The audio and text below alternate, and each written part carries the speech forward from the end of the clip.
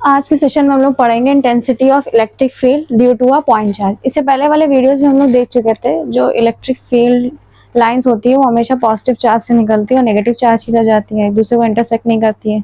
Intersect इसलिए नहीं करती है कि अगर इंटरसेक्ट करेंगे तो उसकी दो डायरेक्शंस होंगी और दो डायरेक्शन तो होती नहीं है, इस मतलब एक ही पॉइंट की दो डायरेक्शन होगी नहीं, इसी वजह से क्या होता है कि वो एक दूसरे को इंटरसेक्ट नहीं करती हैं।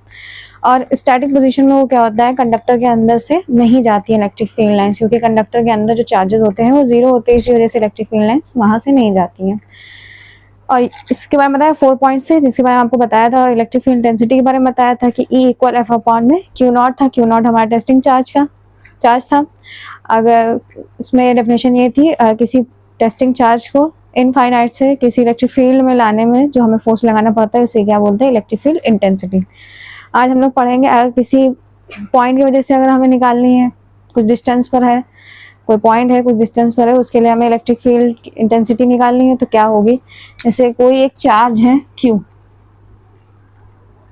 और दूसरा टेस्टिंग चार्ज है हमारा Q नॉट, ये R डिस्टेंस पे रखा हुआ है, तो दोनों ही पॉजिटिव चार्जेस हैं, तो इसमें फोर्स किधर तरफ लगेगा, बाहर तरफ, मतलब इसको बाहर करने की कोशिश करेगा।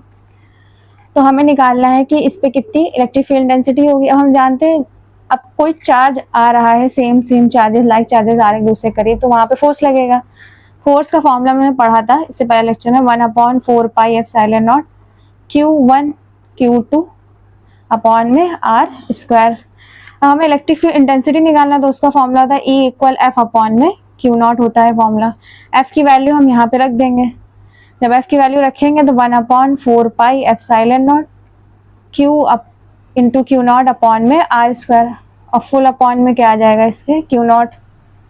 अब Q नॉट से Q नॉट कैंसिल हो जाएगा, तो E इलेक्ट्रिक फील्ड इंटेंसिटी कितना निकल आएगा, 1/4 pi epsilon not Q by R square. इसकी यूनिट बताई थी न्यूटन पर कूलाम होती है।